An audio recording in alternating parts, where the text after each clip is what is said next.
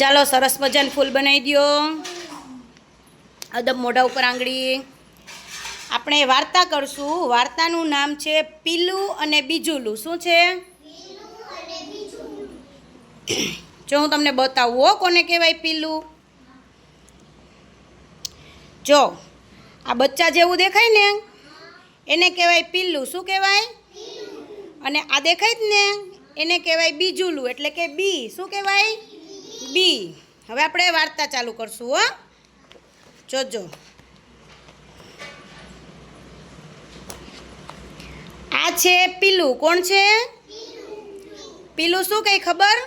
આ બીજને જોઈને શું કંઈ ખબર? આવડું મોટું બીજ. શું કહે? બીજ.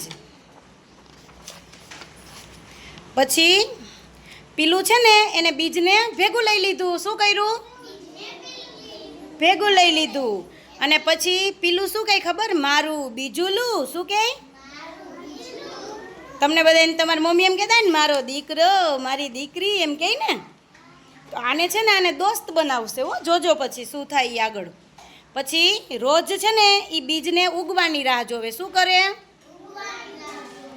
પછી શું કંઈ ખબર કે બીજુલું કેમ ઉગતું નથી? હવે જોજો હો આગળ. પછી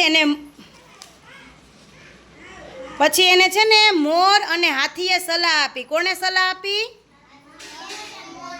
જોજો શું સલાહ આપી. એને સલાહ શું આપી ખબર? કે બીજુલુંને ઉગવા માટે શું જોઈએ? જમીન જોઈએ. શું જોઈએ? પછી મોર શું કે ખબર? બીજુલુંને પાણી જોઈએ. શું જોઈએ? પછી તો શું કર્યું? મોરે કરી દીધો ખાડો. શું કરી દીધું? અને પીલું એ બીજને વાવી દીધું. જો આવી રીતે દેખાય ને બધાને ચિત્રમાં? એ રીતે બરાબર. પછી શું થયું ખબર? હાથીભાઈની સૂંઢમાં હાથીભાઈ પાણી ભરી આવ્યા. શું કર્યું? અને બીજુલુની માથે પાણી નાખ્યું. થોડાક દિવસ થયા ને એટલે બીજુલું ઉગી ગયું.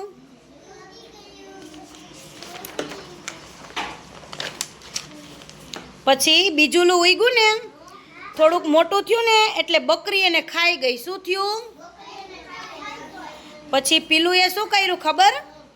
એને બકરી ખાઈ નહીં ને એટલા માટે એને શું કર્યું? બીજુલુની ફરતે વાડ કરી. શું કરી?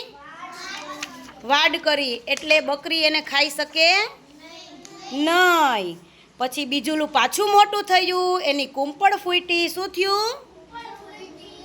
હા. પછી પીલું છે ને ઓલું નાનું બચ્ચું એ છે ને બીજુલુની બહુ ઓલું શું કરતું? સેવા કરતું. હા, એની બહુ માવજત કરતું. શું કરતું? પછી થોડાક વર્ષો થયા ને એટલે બીજુલું શું થઈ ગયું ખબર? આ બીજુલું શું થઈ ગયું? ઝાડ થઈ ગયું. શું થઈ ગયું? બી કેવડું હતું? બીજુલું કેવડું હતું? પછી એને શું કર્યું? આપણે પાણી નાખ્યું, જમીનમાં સરખું ઉગાડ્યું. પછી થોડાક દિવસ થયા એટલે થોડુંક મોટું થયું. તમે બધા નાના હતા ને, હવે તમે બધા કેમ થાવ છો? મોટા મોટા થતા જાવ ને. એમ બીજુલું પણ નાનું બી હતું ને એમાંથી શું થયું? મોટું બધું ઝાડ થઈ ગયું. શું થઈ ગયું? હા. અને પછી ઝાડ થઈ ગયું હોય એટલે ઝાડ શું આપણને મદદ કરે? ઝાડની નીચે છાંયો આવે એટલે આપણે છાયામાં બેસી શકીએ ને. હા.